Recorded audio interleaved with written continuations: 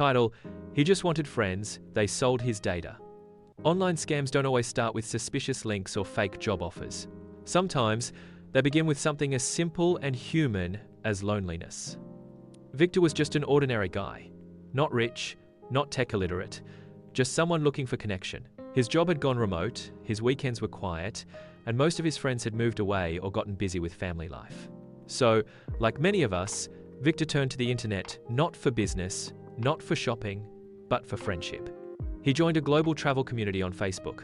It was filled with people from all over the world sharing pictures of sunsets in Santorini, budget travel tips for Bali, and late-night stories from New York subways. It felt warm, exciting, safe. Then came a friend request. Her name was Eva. Her profile showed she loved hiking, photography, and solo adventures. She commented on Victor's posts, laughed at his travel puns, and eventually slid into his DMs. It felt organic. Normal. Victor was happy. For the first time in a long while, someone seemed genuinely interested in him. What he didn't know was this wasn't just a friend request. It was a trap. And Eva? She wasn't who she claimed to be. Victor and Eva began chatting almost daily. At first, it was light travel dreams, favorite foods, bucket list ideas. She always responded quickly, remembered small details, and sent voice notes with a soft accent that felt both exotic and comforting. She made Victor feel seen, heard, special. It wasn't love or not yet, but it felt like genuine connection. For someone whose social circle had shrunk over the years, this was refreshing. Within a week, Eva suggested they move the conversation to WhatsApp. "It's easier for voice chats, and I'm barely on Facebook," she said. Victor didn't think twice. He shared his number. On WhatsApp, things got warmer. They exchanged photos. Eva's were always just mysterious enough. A mountain trail here, a sunset there. Never too personal, but enough to build trust. She even sent a cute compatibility quiz one evening. "Let's see how well we match," she texted, adding a laughing emoji. The quiz had questions like, your favorite color, your best friend's name, where you grew up, mother's maiden name, the first street you lived on. Victor chuckled and filled it out. "Feels like a school project," he replied. What he didn't know was these weren't just harmless questions, these were data mining tactics. Classic phishing wrapped in fun. Eva responded, "Wow, we're 94% compatible now." Victor smiled. His guard dropped even further. This is how modern scams work, not with alarms, but with affection. They're engineered to feel normal. You don't see the danger until it's too late. A few days after Victor took the compatibility quiz, things started to feel off. First, he noticed an unusual number of spam emails. Not just ads, these were aggressive messages about urgent loans, miracle investments, and account upgrades. Some even had his name in the subject line. Then came the password resets. His email logged him out. His social media asked for verification codes he hadn't requested. Confused, he brushed it off, thinking it was a system glitch, until he received a call from his bank. "Mr. Victor, did you authorize a transaction of 1,0 to a cryptocurrency wallet?" Victor froze. "No, I did not. We flagged it as suspicious and blocked the attempt, but we recommend updating all your security information immediately." Victor's heart began to race. This wasn't random, it was targeted. He opened his WhatsApp, ready to message Eva and tell her what was happening. But something was strange. Her display photo was gone, her last scene had disappeared. She had vanished. Suddenly, his own WhatsApp started acting up. Friends began messaging him in panic.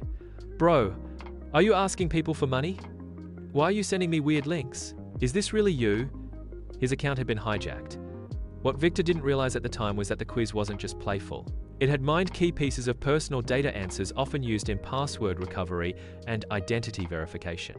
The scammer Eva used that information to crack his accounts and impersonate him. They didn't need to hack a system. They hacked him. This is how modern scams work. Not with dark alleyway threats, but with charm, connection, and psychological tricks. The scammers don't always want your money directly. Sometimes, they want your data because data is currency. Victor thought he was making a friend. In reality, he was feeding a faceless fraudster everything they needed to pretend to be him. And once someone can pretend to be you online, they can ruin your life without ever meeting you. What Victor didn't know, and what many people still don't, is that Eva was never a real person. She was a front, a mask. Behind her smiling profile picture and sweet voice notes was a group. A ring of professional scammers sitting in a small room somewhere, operating hundreds of fake profiles at once. They weren't interested in friendship. They were building trust to harvest data. Victor's quiz answers, his birthday, mother's maiden name, first pet, favorite vacation spot, all of it went straight into their system. This wasn't random, it was organized. They packaged his data name, email, phone number, location, preferences and sold it on the dark web like groceries in a digital market. Hackers, spammers, even cyber extortionists could now buy Victor's identity for a few dollars. And here's the scary part. They didn't need everything about him, just enough. You see, data is like a puzzle. Alone, one piece seems harmless. But scammers collect multiple pieces from different people, combine them, and create a complete profile. This is called data triangulation. Let's break it down. Phone number lets them send fake OTPs.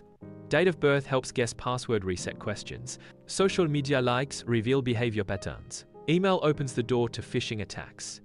The more pieces they get, the more they can control. And Victor, he unknowingly gave them almost all the pieces they needed. This is the new face of crime. No guns, no getaway cars. Just fake profiles, psychology, and Wi-Fi. Scam rings like this operate globally. They know how to sound local, how to copy identities, how to build emotional bonds quickly and extract details subtly. Victor wasn't targeted because he was careless. He was targeted because he was human. And that's what makes these scams dangerous. They don't always come for the greedy. Sometimes they come for the lonely, for the kind, for the ones just looking for a little connection. Victor thought he was chatting with someone who cared.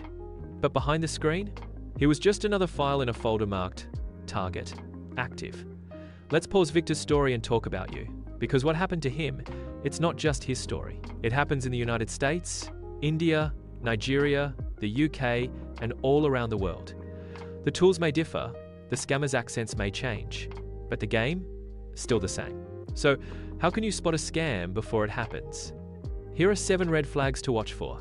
Too friendly, too fast. If someone becomes overly sweet or personal within hours, or day sits, a red flag. Real friendships take time. Moving the chat, when they ask to move from a secure platform, like Facebook or Reddit, to WhatsApp or Telegram, that's a sign.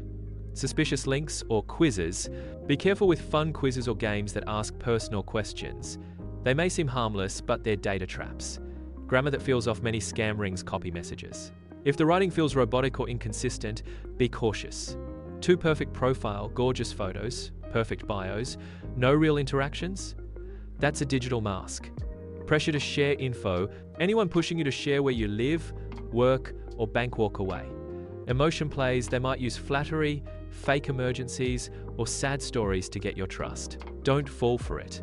These scams don't care about age, race, or country. From Lagos to London, from Delhi to Detroit, they hunt for emotions, not just money. Knowledge is your first shield, so stay sharp. Question kindness when it feels scripted, and never forget, in the digital world, not every smile is real.